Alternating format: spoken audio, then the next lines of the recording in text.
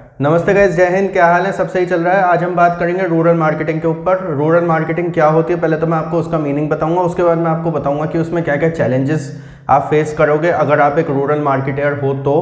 उसके बाद मैं आपको बताऊंगा कुछ स्ट्रैटेजीज जो आप लोग अडॉप्ट कर सकते हो when it comes to rural marketing. सबसे पहले बात आती है रूरल मार्केटिंग होती क्या है। रूरल मार्केटिंग कह लो, आप देसी मार्केटिंग बोल लो, जैसा कि नाम में आपको समझ में आ रहा है। रूरल मतलब गांव ग्रामीण वाले एरियाज, और मार्केटिंग मतलब कि आपको कोई भी एक प्रोडक्ट ऐसा है जो, जैसे कहते हैं ना इंग्लिश में जो डेफिनेशन है इसकी, fulfilling needs of customers in a profitable way.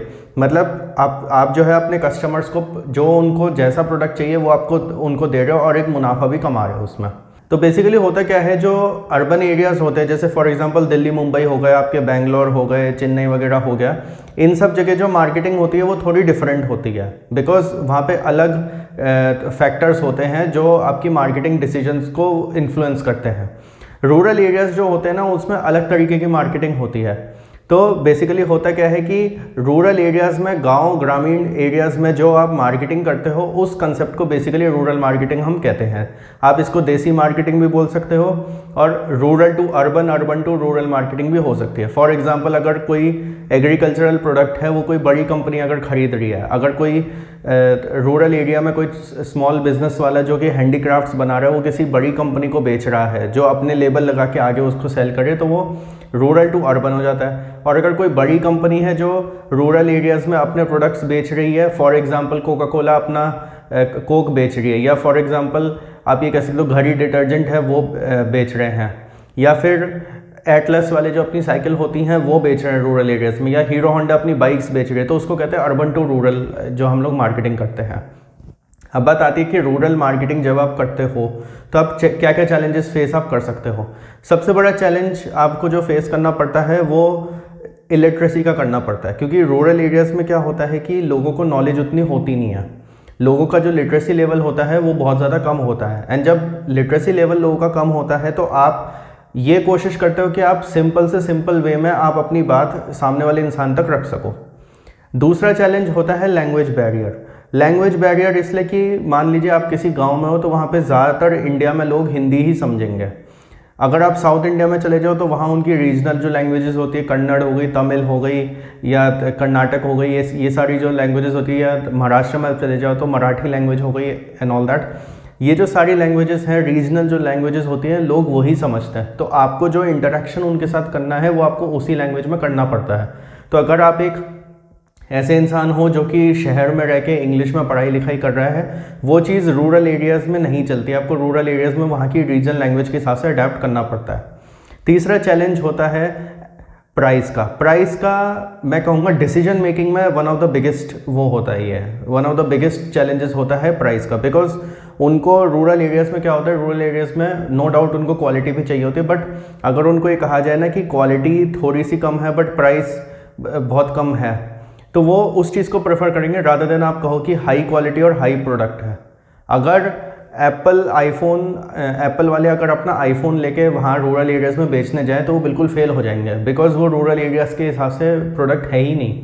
But अगर शाओमी या रियलमी अपने 5-6 हज़ार के 10 हज़ार के फ़ोन्स अगर वहाँ लेकर जाएँ तो वो बहुत आराम से वहाँ पे सेल वो कर सकते हैं, बिकॉज उनको इस बात से कोई मतलब नहीं है कि एप्पल आईफोन में iOS में A14 बायोनिक चिप लगी हुई है, या फिर वो 4 या 5 साल तक आपको सॉफ्टवेयर अपडेट्स मिलते हैं, या कुछ भी है, या उसमें सिक्योरिटी लेवल ऐसा है, ये है वो है। उसको उनको उन बातों से कोई मतलब नहीं है। उनको इस बात से मतलब है कि हमें सस्ते प्राइस में कौन सा बेस्ट और डिसेंट प्रोडक्ट मिल सकता है। तो अगर उनको रेडमी, रियलमी या फिर इन्फिनिक्स या इवन सैमसंग का भी अगर कोई 10-11 हज़ार का भी फ़ोन हो जिसमें कोई डिसेंट फीचर्स हो, वो उसको ज़्यादा प्रेफर करेंगे रादर देन 50-60 हज़ार के आईफोन ख़रीदने को। तो बेसिकली क्या है कि प्राइस जो है एक बहुत बड़ा फैक्टर हो जाता है when it comes to rural areas. चौथा होता है कि भाई आपको जो है, आपको वहाँ पे जो उनकी ट्रेडिशंस हैं उनको समझना बहुत ज़रूरी है, क्योंकि होता क्या है कि बहुत सारे लोग अपने जो डिसीजंस है वो ट्रेडिशंस को ध्यान में रखते हुए ही लेते हैं। अगर आप उनके ट्रेडिशंस को वो कर रहे हो, फॉलो कर रहे हो, तो आप जो है उसमें ज़्यादा अच्छी तरीके से अपनी सेलिंग वगैरह कर सकते हो। आपको जो स्टोरी टेलिंग करनी होती है ना मार्केटिंग में, वो वैसे मैं आपको ये चीज़ें स्ट्रैटेजीज़ में अभी बताऊंगा, बट जो आपको स्टोरी टेलिंग वगैरह करनी होती है वहाँ पे वो इस तरीके से करनी होती है कि आप उनके ट्रेडिशंस को अडेप्ट कर सको। आप वहाँ पे कोई बहुत ऊंचे हाई फाई एडवर्टीजमेंट्स नहीं चला सकते हो। आपको वहाँ पे वहाँ के ट्रेडिशंस को हिसाब में रखते हुए एडवर्टीजमेंट्स चलाने, प्लस आपको प्रोडक्ट भी उनके ट्रेडिशन के हिसाब से ही बनाना होगा ताकि उनको अडेप्ट करने में ज़्यादा प्रॉब्लम्स ना हो। अगला चैलेंज होगा कि वहाँ पे अंडर डेवलपमेंट बहुत होता है। अब आप कहो कि भाई मैं मारुति स्विफ्ट को जो है रूरल एरियाज़ में बेचने जाऊँगा, नहीं बिकेगी, बिल्कुल नहीं बिकेगी। बट अगर आप कहोगे मैं हीरो होंडा स्प्लेंडर को वहाँ पे बेचने जाऊँगा या फिर एक्टिवा को वहाँ पे बेचने जाऊँगा, बहुत बिकेगी। बिकॉज रूरल एरियाज़ जो हैं वो बहुत अंडर डेवलप्ड एरियाज़ होते हैं। आपको वहाँ पे उनके हिसाब से चलना पड़ेगा। आपको पता है कि रूरल एरियाज़ में बहुत छोटी सड़कें होती हैं, टू व्हीलर्स पे सबसे ज़्यादा सेल्स होती हैं।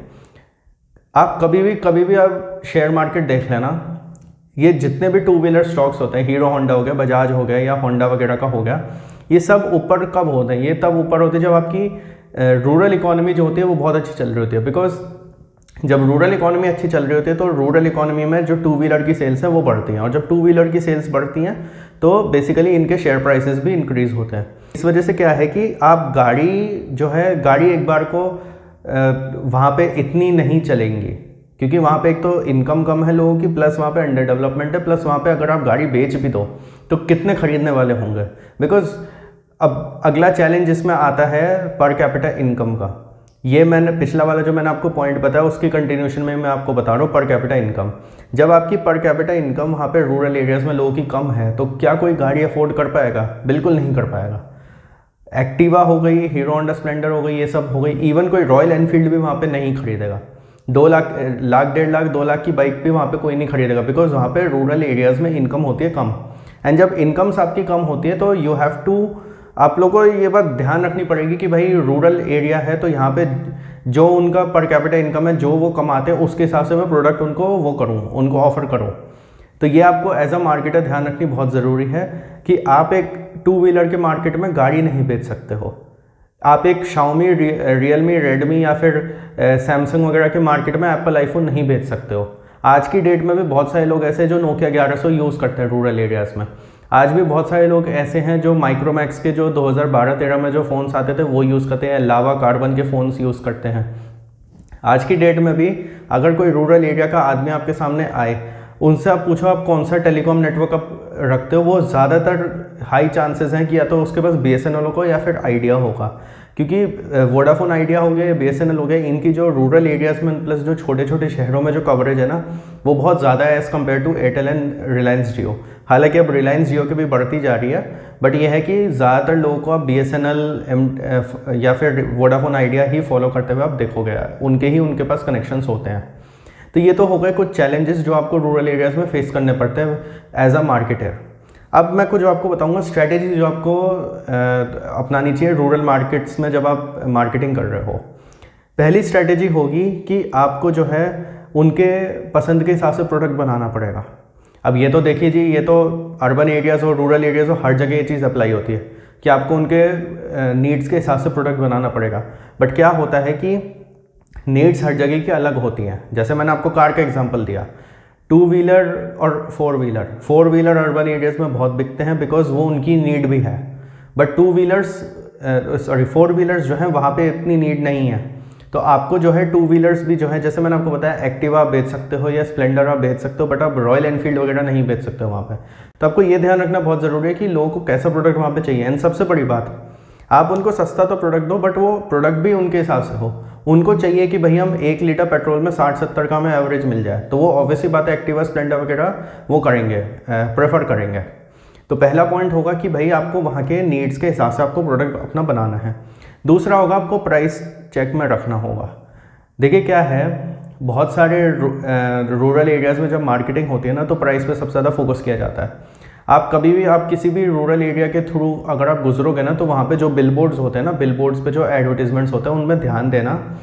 सबसे ज़्यादा हाईलाइट अगर किसी चीज़ को किया जाता है ना तो वो किया जाता है उस चीज़ के प्राइस को, चाहे वो कोई भी चीज़ हो, चाहे एटलस साइकिल का हो, चाहे मान लीजिए कोका कोला का हो या पार्ले जी का हो या किसी का हो, वो उस चीज़ को फोकस किया जाता है। तो प्राइस पे आपको सबसे ज़्यादा फोकस करना है। उनको क्वालिटी थोड़ी कम दो तो भी समझ में आएगा उनकी बात, बट प्राइस उनके लिए बहुत ज़्यादा सेंसिटिव पॉइंट हो जाता है। वो एक पर्टिकुलर लिमिट से आगे अपना प्राइस, अपना बजट नहीं बढ़ा सकते हैं। ये आपको ध्यान रखनी बहुत ज़रूरी है। आप शहरों में एक बार को ये कह सकते हो किसी भी आदमी को कि सर आप ये जो है ये थोड़ा ज़्यादा क्वालिटी की चीज़ है, आप ये ले लो, बट वो चीज़ आप रूरल एरिया में नहीं बोल सकते। अगली स्ट्रेटेजी मेरी होगी कि आपको कलर्स पे बहुत ध्यान देना है, कलर्स, ग्राफिक्स एंड सिंबल्स पे। अब ये मैं क्यों बोल रहा हूँ ये आप समझने की कोशिश करिए। आप कभी भी किसी रूरल एरिया से गुजरेंगे, मैंने आपको बताया बिलबोर्ड पे आप देखना प्राइस वगैरह का, आप एक चीज़ देखोगे कि जो ब्रांड का जो कलर होता है ना उससे रिकग्निशन होती है। रूरल एरियाज़ के जो लोग हैं वो ब्रांड के कलर से या सिंबल से रिकग्नाइज करते हैं। अब अगर उनको पता है कि एक वो पार्ले जी की लड़की को वो सिंबलाइज करते हैं, उनको पता है कि अच्छा वो पार्ले जी की लड़की का वही वाला फोटो अगर उन्हें कहीं पे दिखे उन्हें पता लग जाएगा हाँ ये पार्ले जी का ऐड है, तो वो जो है वो उसी हिसाब से ब्रांड को रिकग्नाइज करते हैं। अगर उन्होंने कहीं पे वो क्या कहते हैं जो ब्लू और रेड वाला जो एक सिंबल होता है पेप्सी का जो लोगो होता है उन्होंने वो देख लिया तो वो सिंबलाइज करेंगे कि हाँ ये जो है ये पेप्सी का एडवर्टीजमेंट है। अगर उन्होंने कहीं एक साइकिल बनी हुई देखी और हिंदी में एटलस लिखा देखा उन्हें समझ आ जाएगा ये एटलस साइकिल का है। ऐसे ही जैसे मैं आपको बताता हूँ कुछ ऐसे ब्रांड्स है, घड़ी डिटर्जेंट हो गया वो एक ब्रांड है, एंड प्लस आपका व्हील एक ब्रांड है HUL का वो हो गया।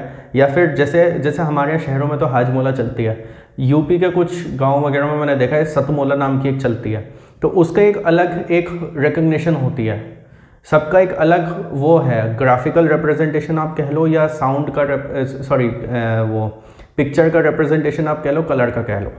अगली स्ट्रैटेजी आप लोगों के लिए होगी साउंड रिप्रेजेंटेशन। साउंड का मैं इस वजह से कह रहा हूँ, रिलायंस कम्युनिकेशन जो था, जो अनिल अंबानी की कंपनी थी जो अब बंद हो गई है 2007-8 में जब वो नई आई थी, तो उन्होंने क्या किया था बहुत सारे जगह उन्होंने ना एक रिलायंस की एक जिंगल थी वो बहुत फेमस हुई थी। वो इस वजह से फेमस हुई थी क्योंकि वो ये चाहते थे कि रिलायंस की जिंगल से लोग पहचान जाए कि हाँ ये रिलायंस है। तो इसमें हुआ क्या था कि रूरल पेनिट्रेशन बहुत ज़्यादा अच्छी हो गई थी क्योंकि जब भी कोई रेडियो पे टीवी पे कहीं पे भी वो जिंगल सुनता था उसको समझ आ जाता था हाँ ये रिलायंस का ऐड है, हाँ ये रिलायंस कम्युनिकेशन है।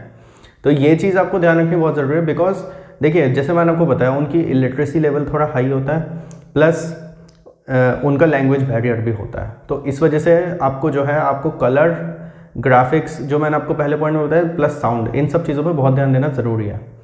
अगली स्ट्रैटेजी मेरी होगी कि आप जो है मार्केट के हिसाब से प्रोडक्ट बनाओ। अब इसका सबसे बढ़िया एग्जांपल अगर आप मुझसे पूछें तो वो होगा हिंदुस्तान यूनिलीवर ने जो किया। देखिए जब निरमा जो एक ब्रांड है वॉशिंग पाउडर निरमा जो आता है उसकी जब पॉपुलैरिटी बढ़ी तो HUL को लगा कि भैया हम लोग पीछे रह रहे हैं, हमें भी आगे कुछ करना चाहिए। तो उन्होंने क्या करा, उनके पास एक प्रोडक्ट था सर्फ एक्सेल जो अर्बन एरियाज़ में फेमस था, बट वो जानते थे कि अगर हम सर्फ एक्सेल को उसी प्राइस पॉइंट पर रूरल एरियाज़ में ले आएंगे तो हमारा कोई फ़ायदा नहीं होगा। तो उन्होंने क्या करा, उन्होंने एक नया प्रोडक्ट लॉन्च करा व्हील। आप लोगों ने देखा होगा व्हील का एक वो आता है डिटर्जेंट पाउडर जो आता है, व्हील जो है that was meant only for rural areas. उसको फोकस ही केवल रूरल एरियाज़ पे किया गया था कि भाई ये गांव ग्रामीण का प्रोडक्ट है।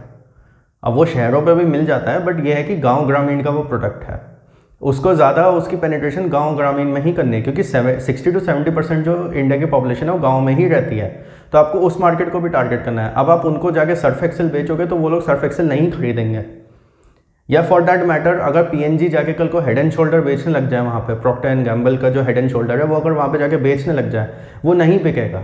बट अगर रामदेव जी वहाँ जाके जो है अपना सस्ता शैम्पू के सैशेज वगैरह बेचें या कुछ भी अपना जो उनका जो शैम्पूज़ होते हैं या जो लोकल ब्रांड्स जो होते हैं वो बेचें तो वो ज़्यादा चलेगा। या वहाँ का कोई लोकल छोटा बिजनेस हो वो अपने शैम्पूज़ बनाने लग जाए वो ज़्यादा अच्छी तरह बिकेगा वहाँ पे। तो ये चीज़ आपको ध्यान रखनी बहुत ज़रूरी है कि आप जो है मार्केट के हिसाब से प्रोडक्ट बनाओ। अगली स्ट्रैटेजी आती है पैकेजिंग एज पर मार्केट। एक तो पैकेजिंग में आपको कलर्स ग्राफिक्स का बहुत ध्यान रखना है क्योंकि अगर कोई आदमी बिलबोर्ड देख के पहचान रहा है कि हाँ ये पार्ले जी है, हाँ ये पेप्सी है, हाँ ये सतमोला है, हाँ ये एटलस है, तो आपको ये भी ध्यान रखना है कि वही सेम सिंबल्स आपके प्रोडक्ट में भी हैं जो रूरल एरियाज़ में जा रहे हैं। बिकॉज देखिए किसी रूरल एरिया के बच्चे ने पार्ले जी का ऐड देखा, उसको वो पार्ले जी वाली लड़की देखी, उसको वो रेड कलर के बैकग्राउंड में पार्ले जी लिखा हुआ दिखा। अब वो मार्केट में जाके कह रहा है मेरे को ये वाला बिस्किट चाहिए, उसको पार्ले जी पढ़ना नहीं आता है। उसको इतना पता है कि बिस्किट का जो पैक है वो येलो कलर का होगा, रेड कलर की पट्टी होगी, उसमें अंदर पार्ले जी लिखा होगा एंड ऑल दैट।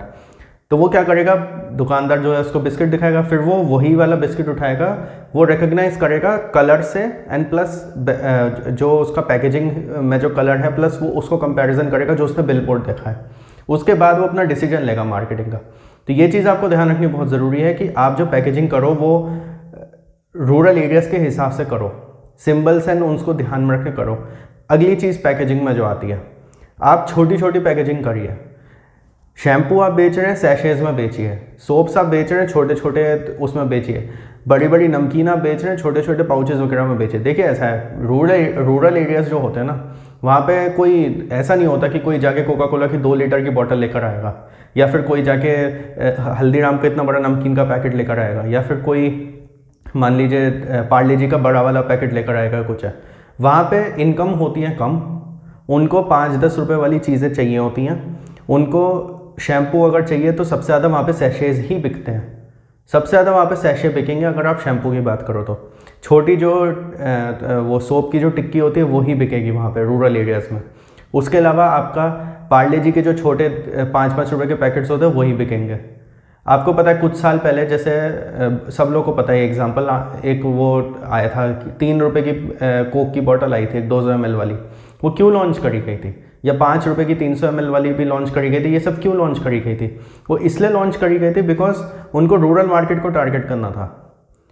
देखो शहर में क्या होता है, आपको अगर कोक पीनी है आप 10 रुपये का 15 रुपये की बॉटल खरीद के ले आओगे, बट जो रूरल एरियाज़ में है उसको है कि भैया 5 रुपये दो कोक पी लो, ख़त्म बात।